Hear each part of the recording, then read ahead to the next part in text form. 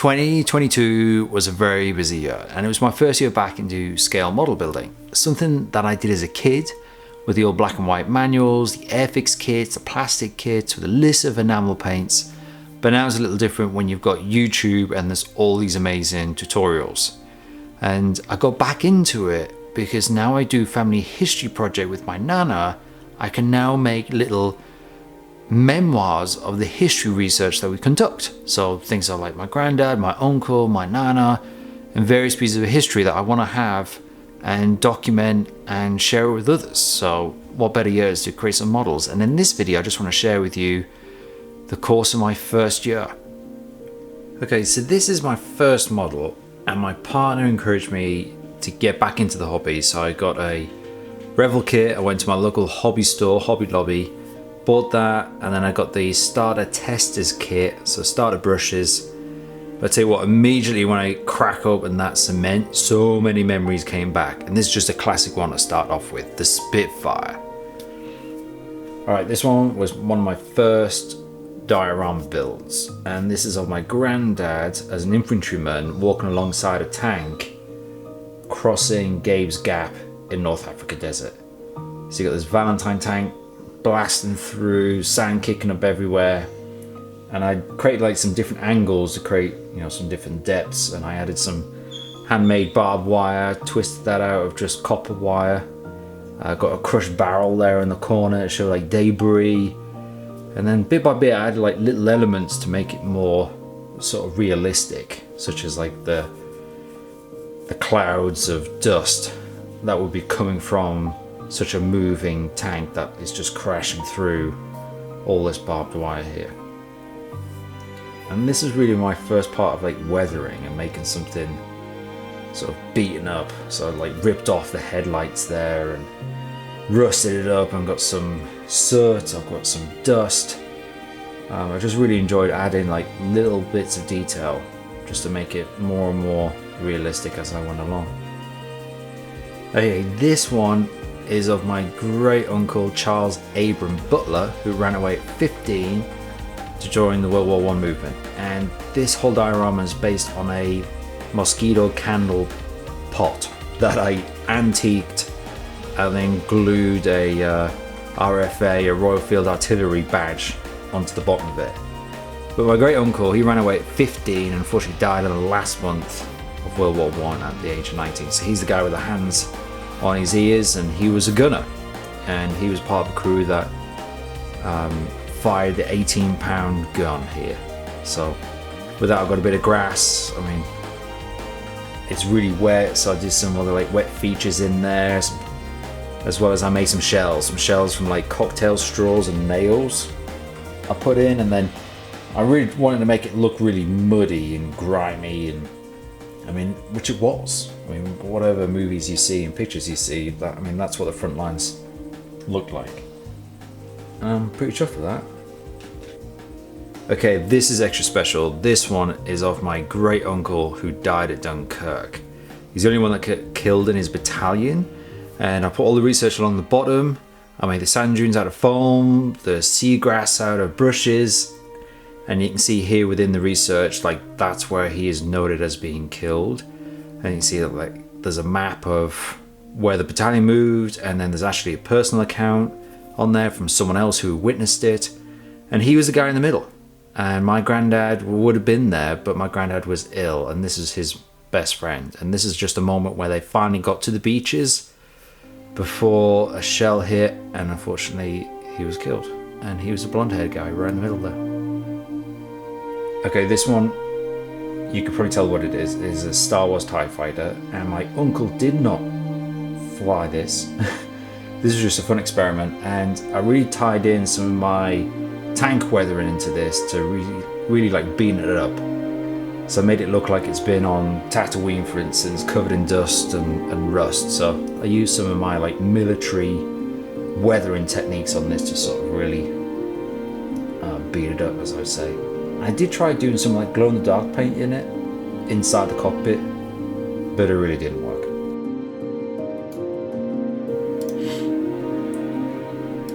Alright, this is a cool one. This is of my granddad landing D-Day. on the beaches of Normandy. And he was a bit of a short fella, so he actually got pretty wet when he landed. And I did a whole bunch of research to see the exact point, the exact time along Gold Beach where he landed. And later on, I actually did find a picture from the landing craft showing him and his battalion actually walking up onto the beach, onto Versailles. So here I did a whole bunch of research into not only the location, but then towards the model, I artistically tried to brush in the colours and make the beach as realistic as I could. And I actually used clear silicone that I sort of gobbed on, and then used a bit of acrylic paint on the whispers of the waves to sort of give it some movement, as well as I brushed some of that up into the figure to make it look like he was wet, because he was a short fella, and I got like a little drop coming off his gun, like his gun barrel, I'm not sure what you call that thing, but yeah, it was just another one of doing some testing and then trying to make this thing as realistic as I could. And every time I look at it, I think of him on that fateful day as he landed on the beaches of Normandy. And equally, I actually put the markings there, 50th Northumbrian Division and the one stripe for infantry, Challenger, and this is actually remote control Challenger. I went to a model show and my buddy of mine actually said, "You're British, this is British, I'm not going to build it, you build it." So I did. And it was fun, it was modern, it was different. So I used a whole bunch of different other techniques on here where I used a lot of like green putty and put some extra accessories like anything fabric and green on there and made out of this putty stuff. As well as like mud flaps and put that on with putty. I made some cages with wires, some extra storage bins that you see in there. And it was just like a fun little tank I did. And I did a bunch of paint washing on there. Like I say, it's remote control, which I weathered that paint black. Beat it up with a steel brush, added some soot and dust to it. And it's a lot of fun. I mean, it works. It's pretty fun to see it come alive, really. The Ration runner. So this one is of my granddad that used to drive a truck to the front line to supply the front line with rations. And I know this from what my nana had told me, as well as it was noted in one of the diaries from the 7th Green Howards. So I recreated the scene, thinking of him in the desert driving all these vital supplies of the front line up to the trench here in his truck. And his truck has the red 56, which means it's the 7th Green Howards. It has the 2 T's on there for the 50th Northumbrian Division. So it's got all the accurate markings on there, and I filled it with all kinds of jerry cans and crates and just water cans, and thinking of the supplies that would be taken up to the front there into the trench. And I want to take this on further because there's part of a story where he actually saved a bunch of Italians from German shellings at the front line. So that's an extra bit that I'll do to this. But another little Easter egg in this is that he used to write my nana's name on the front of his trucks, Jenny. And you'll see it like right on the bottom right there. You'll see that I put my nana's name on there. So if you ever see a picture that says Jenny on the front of it, let me know. Please send it my way. So you saw my first year back. Do like and subscribe if you want to learn how to do family history research, as well as how I then combine that research into my models. I've found some amazing things along the way, and I hope you do too. There is family treasure everywhere.